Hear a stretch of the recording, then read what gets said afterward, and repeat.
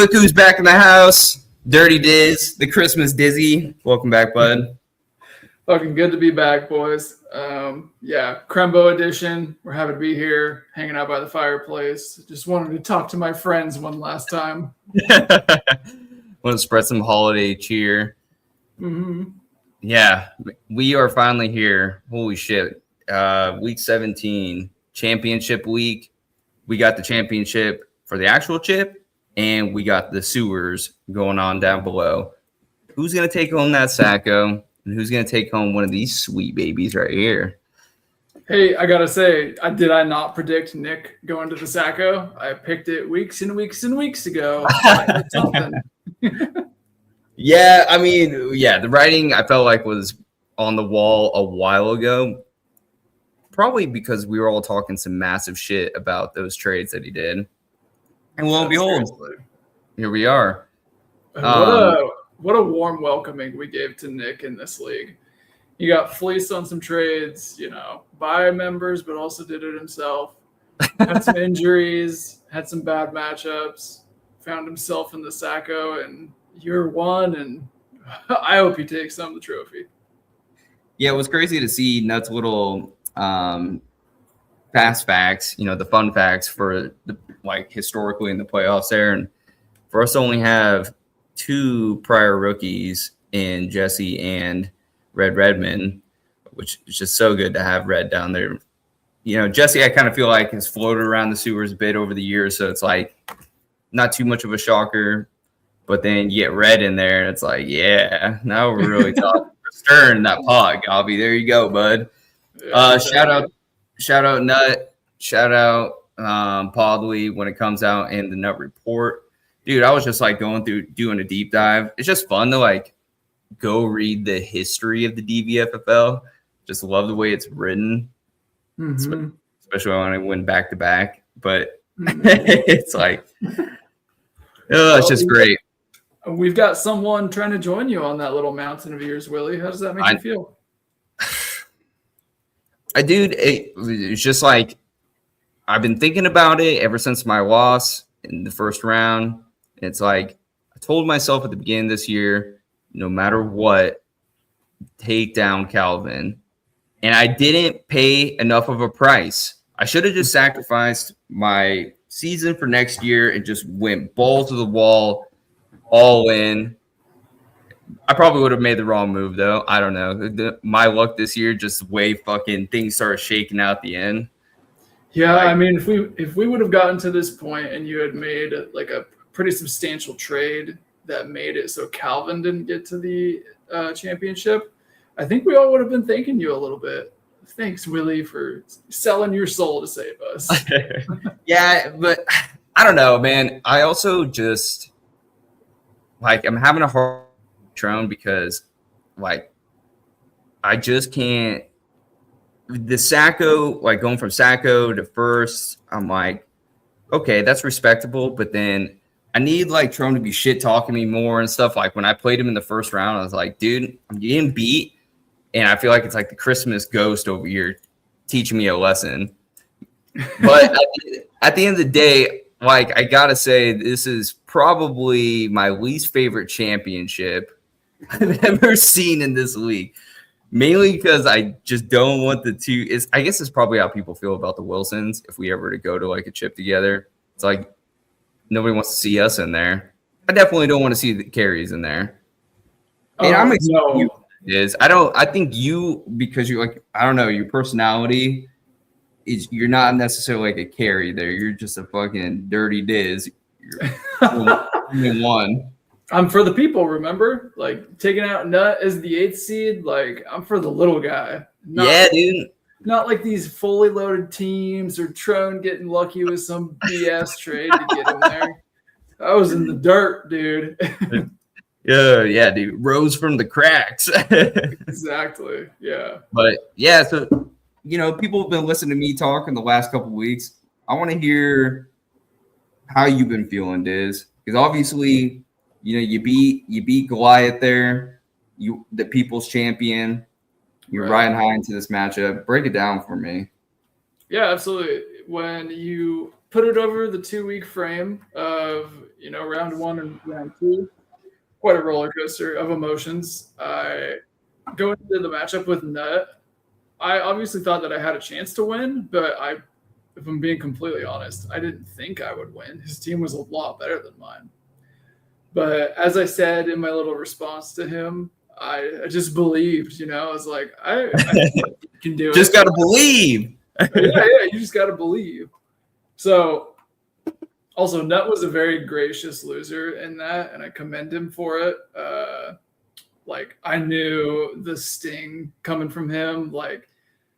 He put so much effort into his team, and he was the number 1 seed, one of the best records and best scoring we've ever seen. So to lose to me, I know that stung. That's why I didn't, really stick it to him like, dude, fuck you, I'm so fucking good. But no, I just wanted to commend him and be like, fuck yeah, no, that was a good matchup. We had a good time together, took you down, but I'm moving on. So how did you feel going into your matchup with Trone then? I was probably 10 times more confident going into my matchup with Trone for multiple reasons. I felt like my matchups were insanely good. Almost every matchup on my team was dark green. And even when there's a couple matchups let's say it's orange, right? You can look at it, but mentally you can play it out in your head and see, even though this matchup says it's bad, it could be good in certain situations. Right. The game script could go your way. Yeah, exactly. But all of my players had really good matchups. And yeah, I really felt like matchup-wise, I was going to take him out. Even after Thursday night, when he had K9 play in the Seattle and with the Rams game, mm-hmm. I still felt good about that. And I know you and I were on the phone, but you had asked me how it felt to have 22 put on you on Thursday night. And I was like, honestly, I think one of my players is going to do that and it'll wash. And then it comes down to the rest of the matchup. And it did end up happening like that. I had Chase Brown go off. He scored a little bit more than K9, and it did wash effectively.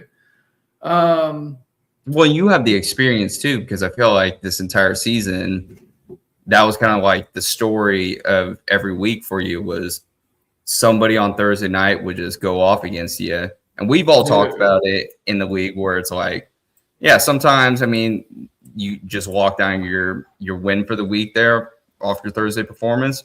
But a lot of times it's like, it was never a guarantee.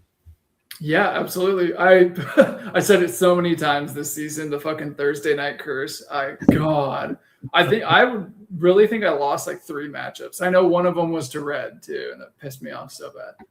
But yeah, in response to losing to Trone, my only response to him in the chat was he had vomit-inducing player performance or whatever.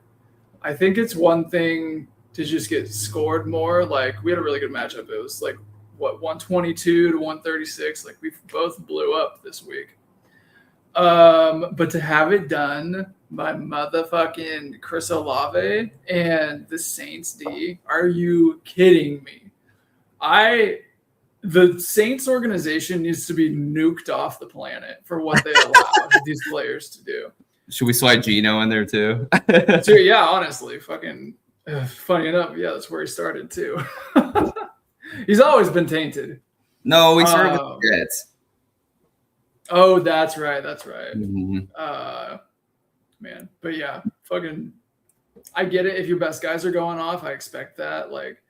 When I was playing, I was expecting Jahmyr Gibbs to just blow a hole through me, but I don't expect that with Chris Olave. And just for a fun fact for everyone, I looked it up, and at least in the sleeper scoring that you can look through for all the years, those 2 players, Olave and the Saints D, that was their best performances ever in fantasy.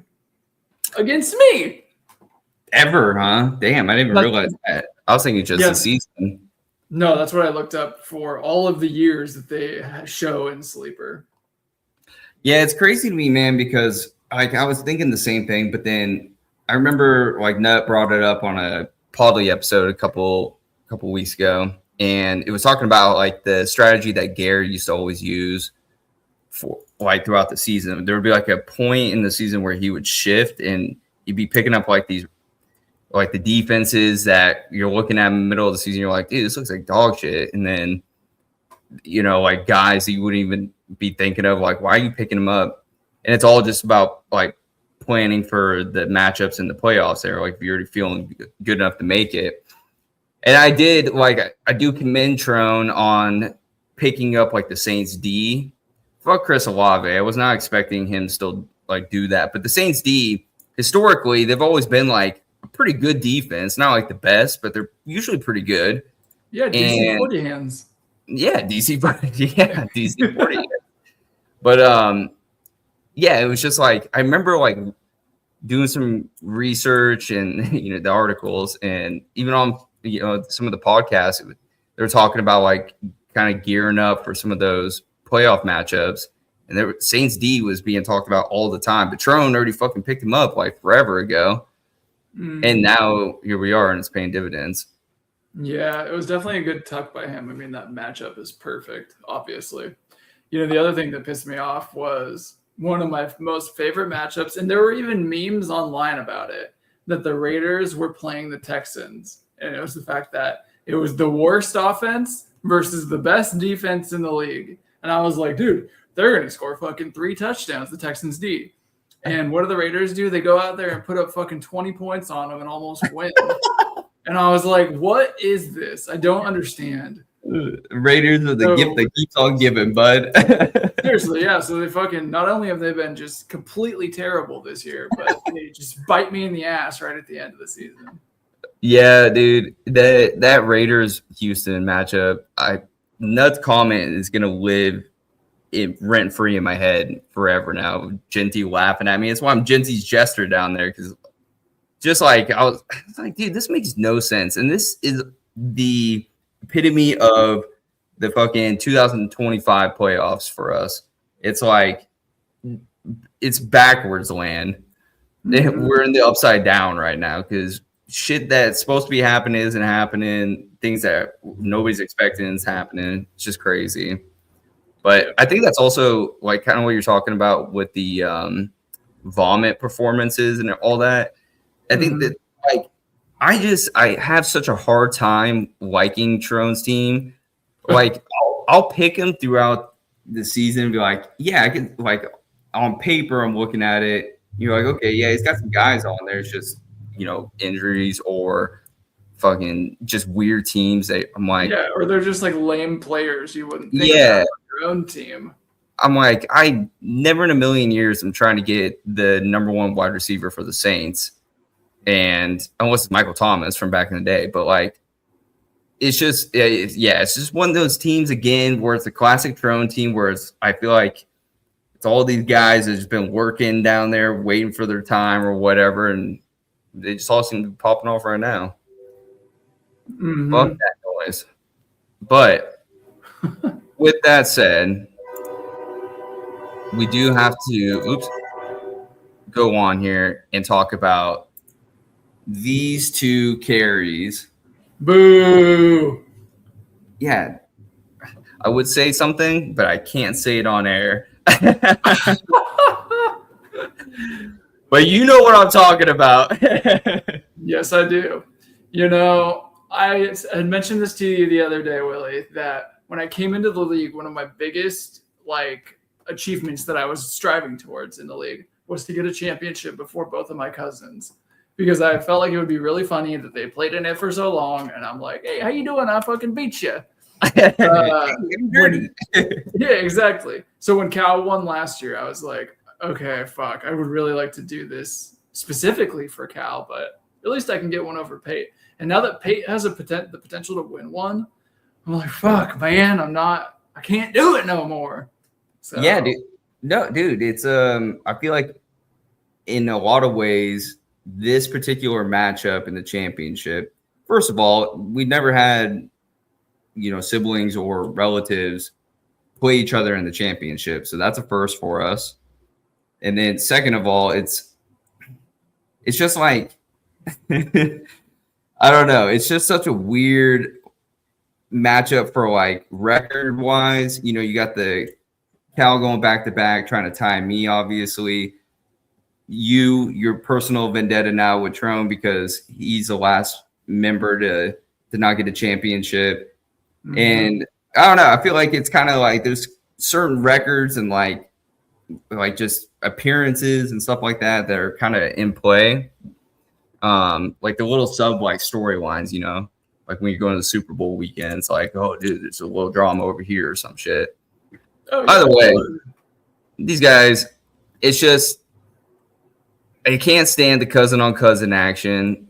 They like to sleep with each other in the same room, well, actually, I guess Calvin tries to run off to B. Johns' room. Probably because Page's trying to freaking tug on his pud there. So he has to get out. But let's break it down. But where I want to start first is with these two fellas. Ooh, the toilet. Take a good hard look at that, boys. Intriguing. That could be your name on there. Trike, Nick. So here's where we're at. So Trike as our number 11 seed going into the playoffs here, going against Nick, number 13. So I mean, we all been talking about it. It's like, okay, here we are finally. Like looking at it, because Sleeper actually hasn't reset with the matchups yet. So this is my first like real glance looking at it. Yeah, dude. I mean, it's about a 16-point spread. How's that make you feel? Man, well, when I see it like this, oh man, dude, Trike's team. And real quick too, because I don't think I've broken down like the color scheme. It's supposed to match pretty close to Sleeper's like color scheme on there for the positions. Only little twist is the yellow is more like closer to green, I guess. Less shitty of a matchup than orange. I see. Yeah, dude, if I break down the matchups on Mike's team, so we got the Chargers playing the Texans with Herbert as his QB. Fuck, dude, that's tough. And then, dude, the Xavier Worthy and Travis Kelce, not only are they playing without Mahomes and without Minshew now, they're also playing Denver's D. Those guys could literally put up 0 points. You look at Breece Hall, New England's like, I mean, Sleeper's got him ranked number 3, but I'm pretty sure they're the number 1 rushing defense this year. Yeah, they're interesting. They usually do stop the run, but they couldn't handle Derrick Henry the other day. Well, who can? Not a lot of people. But yeah, Trike's got he's got a lot of red in, well, arguably his 2 most important positions. Where seriously, Nick over here, it's not like the best matchups, but he's floating, he's middle ground Nick over here. Mm-hmm. Yeah, it's interesting because both of his like running back matchups, I don't like either of them. Like the James Cook matchup playing against Philly, that's bad. He needs James Cook to explode for him to win, and I don't know if that's going to happen. Yeah, it's hard when I'm like looking at it because I feel like it's going to be one of those matchups where we're going to see a decent amount of duds because I do feel like Sleeper's ranking, like, it's just skewed. Like you're talking about the James Cook, Philly. Well, yeah, you can run up Philly, but I mean, if Jalen Carter's actually playing stuff and they're trying to push, get that momentum going in the playoffs, like I could see them shutting it down, forcing them to throw the ball. And then like Aaron Jones, you've been getting the Jordan Mason experience, but like, yeah, it's just their run game is non-existent right now. And like going against Detroit, who's always good against the run, it's been good against the run when healthy. That's a tough one. So it's like, where do you see the one guy? I mean, I guess, yeah, for Nick, it would have to be James Cook. That's just got to teach. Yeah, for sure. I feel like, maybe Brock can do something because they're still trying to win games, apparently. Yeah, I don't know. For Trike, I feel like it's got to be T. Higgins. Yeah, I feel like he's got a big game. It's got to be like 20, 25 points. Yeah, for sure. Especially playing Arizona's defense, that can definitely happen. I really don't like on Nick's team the conflicting lineup decision he has. He's got Caleb Williams as his QB going against the Niners D, who's playing the Bears. So I know it technically doesn't matter because they're both going to score points, but I don't like mentally like that for my own lineup, you know? No, well, also, I mean, to your point, I feel like that should be a shootout. It's not like honestly, it's not like the Niners D has been, you know, like earth stopping or whatever. Yeah, I think, for sure. He just gave up almost 30. Yeah, exactly. Against Phillip Rivers. So I mean, but it's like that's the weird part is that you have Niners D there that could get absolutely destroyed, but then I don't know, man. It's also like even if Nick put up -4 there, I just feel like the lack of points at the QB's position because he's going to make up for it with Caleb Williams in that shootout. Maybe your defense gets shit on, but you're going to make up for it. Herbert, though, like, dude, I feel like that's going to be a huge thing to watch. Herbert needs to come out there and do what the Raiders were doing, apparently. Yeah, they do. Fuck the Chargers. But let's get to the tail of the tape here. Interesting. So head-to-head, all-time record. Trike is up 1-0. I thought this was interesting. So in the regular season, Trike averaged 81.31 points per game, where Nick was at 80.49. Mm-hmm. But in the sewers since week 15, his Trike's average has dropped to 67.55 points per game, where Nick is averaging 94.81. Good so, I mean, Lord. That's a pretty big difference. That's more points than me, Nick. Congratulations. Mike, that is not looking good, buddy. I know we're deep in the season, but it is DEFCON 5 right now. Sound the alarm. And it's like when I was looking at the numbers, the one thing that is encouraging for Trike is that what brought his average down so our week 15, so the first round, he only put up 50.8 points. But then last week he put up 84.3. So is a big difference. Now Nick has just been floating around, like he had like 95 and some change and then 94 and some change last week. Mm-hmm. But yeah, so huge discrepancy there. As far as like the sewers bracket appearances, this is Trike's third time. This is Nick's first time going down in there. Trike all time in the sewers got 2 wins versus 4 losses. He pretty much just won when he needed to count. 1 year being in the Sacco, just had to win that game.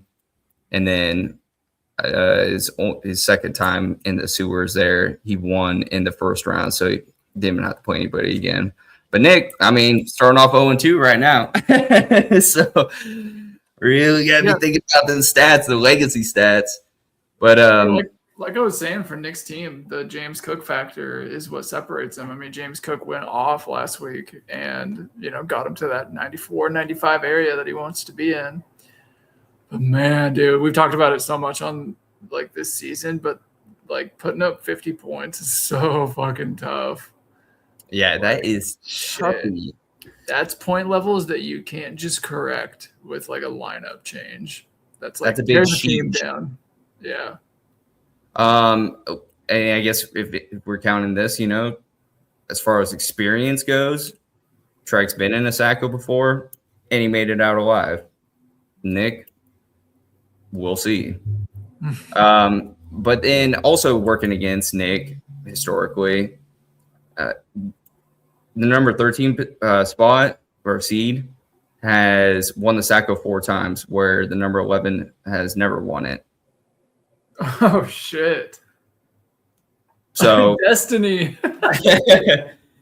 It's there's interesting little nuggets in there that kind of like if you're more the like the woo like this is your fate kind of thing, kind of points towards Nick. But if we're looking at just like pure the simple math, right? I mean, I feel like Trike's gonna take it by a long shot. Man, that's very interesting, Willie, because exactly what you said. I would have, like, if we were gonna pick right now, I would have picked Nick. But knowing like the historical implications of his seeding and how often they win a Sacco, it's not like you're just losing one game. I mean, that's losing multiple games to get there. That would influence my decision greatly. I think, yeah. Wow. Well, let's do this then. Give me your pick. I think I'm gonna go Nick. I'm so stunned by that stat. I feel like I'd be stupid to pick against it. So you're picking Nick to take home the Sacco. Yeah, so to lose in his matchup. Or to win eternal glory in the sewer. Soak in the stink. I am going to pick Trike to get his first Sacco. Oh, shit. I think if we're talking about history being made this year on both ends of the bracket, I think Trike's going to take it home. The Justin Herbert thing scares me so much that I'm like in my head, I'm thinking, okay, T. Higgins is going to have like 35. Right. Because I don't know. Competitive. Yeah. But I do think, with that being said, I think this game will be a lot closer than we think. I think the projection that currently is at is too far off on that spread. So shrink it down maybe by half, but I don't know, man.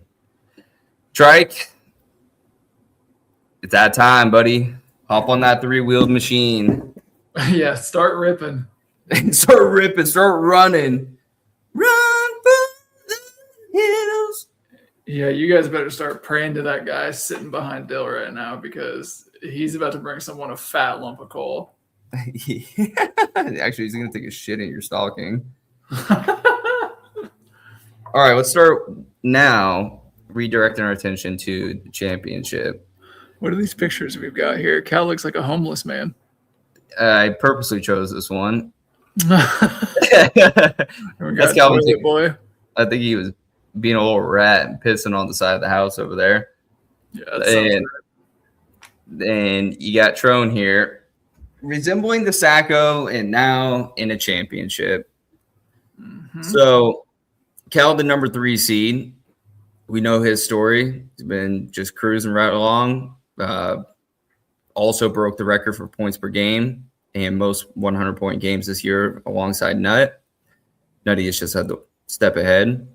With Trone, the number 5 seed, quietly kind of just slid into the playoffs, and now, well, you and I both have experienced the tear that his team has been on recently.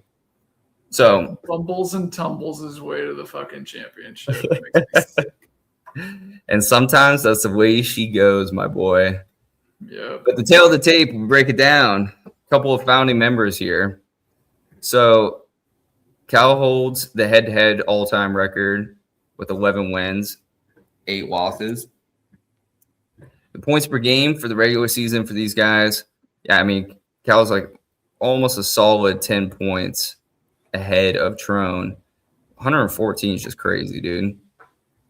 But Trone put up a respectable 104.29. Now, again, here's where it gets interesting. So the points per game for the playoffs here, Trone's averaging 131.5 points per game. It's fucking crazy to think about. That's fucking nuts. Where Cal is at 127.53. It's still nuts, yes. I mean, some crazy scoring going on. But if you if you're looking at the actual last 2 weeks, Trone has been like more the consistent one where he's been floating between like the 122s or whatever it was, the 130 something. Mm-hmm. Where Cal scored like 104 points that first week against Jesse, and then put up that whopping 150 bomb last week on Cleaner. Yeah. So a little interesting there if you're talking consistency. This is Calvin's 12th time making the playoffs, Trone's 8th, and their all-time playoff records Calvin has 9 wins to 10 losses. Trone sits at 4 wins, 7 losses. Nice. Man, that number almost sounds like destiny. This is Cal's 3rd finals appearance, where this is Trone's 1st. And Calvin, in the finals, has 1 victory so far and 2 losses. So the number 3 seed has won the championship 3 times in our history, where the number 5 seed has only won it once. Interesting. So if we go break it down. Truly. It's the nitty gritty. Yeah. Here's what I'm going to say about this matchup. There were 2, I hate to call it this, but there were 2 super teams in our league this year. One of them was Nut, and the other one was Cal. There's a lot of things that go into that. It's the keepers that they had and the structure of their team, the trades that they made before the deadline, all the things that they did to make their team when it came to the playoffs. And I think that was pretty clear to everyone in the league that was paying attention. Cal and Nut were the guys to beat, right? I never thought of Trone's team as one of those. I think the Travion Henderson trade definitely helped him. But 100%, yes. Yeah, fuck off. CID. You deserve a prison sentence for that. That's, in my opinion, where Trone's season turned around completely was the Travion trade. Yep. Because I don't know how much he's actually been averaging, but it feels like it's been close to like anywhere from like 17 to 19 points a game. For sure. Yeah. It's an interesting matchup because again, we're in backwards land where typically Trone's team is like a graveyard at this point and it's taught already, but instead Calvin's the one that's dealing with all these injuries while Trone healthy and he's got the matchups he's been playing. It'll be, and I just noticed it too, because we'll see how Calvin actually does his lineup, but if Rashee Rice doesn't play this week, and even if he does, I mean, like we were talking about with I don't know who their 3rd string QB is for the Chiefs, but he can't be feeling great about it. So I'm guessing you'd slide in Michael Carter. Right. And I could see that. Well, he was kind of telling me about it too. Oh, we got the inside scoop. Yes. Yeah, Wilson time, dude. Never sleeps either, just like the DVFFL. It annoys me that Calvin was basically able to run back the same team he had last year, minus Josh Allen, just to get to another chip again. That's pretty gross. Oh, yeah. Okay, here you go. So he's got Michael Carter in there. He switched it out.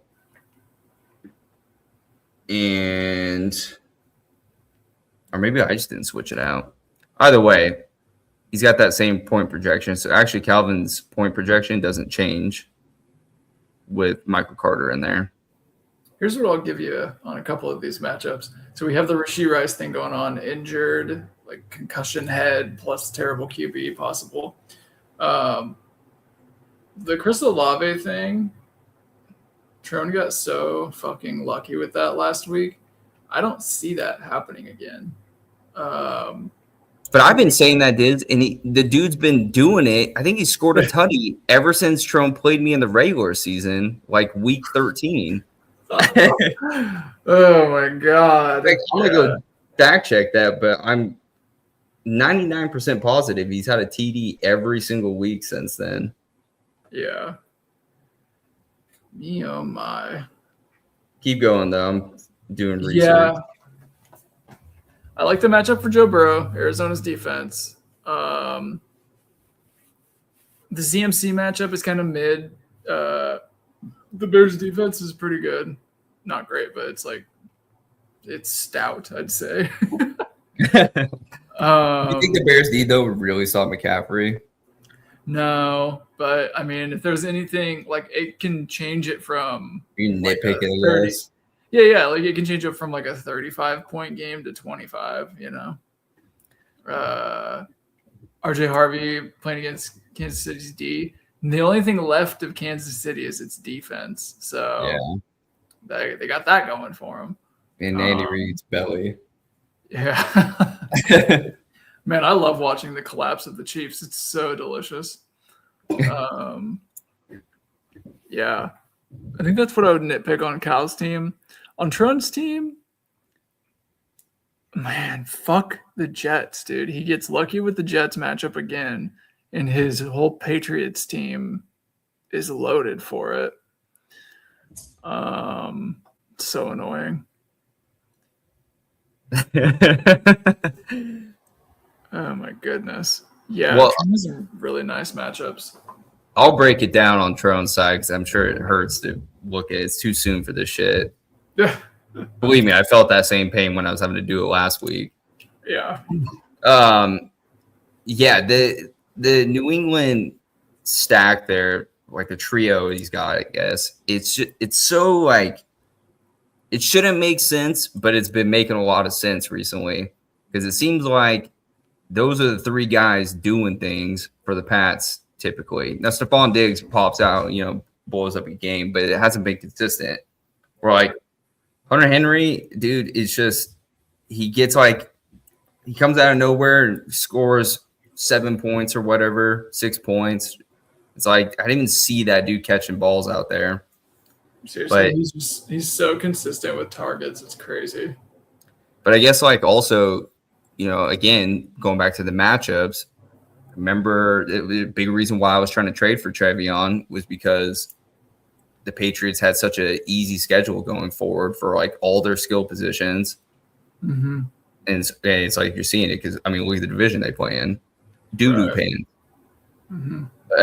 Honestly, man, it's like when I'm looking at it on paper, Cal's got you got to lean towards Cal having the worst of the matchups compared to Trone. Trone's is pretty fucking good for the most part. I know the color scheme tries to tell it, but I'm also just looking at the teams that they're playing against. I'm like, man, there's a lot of bad teams that Trone's guys are playing against. For real.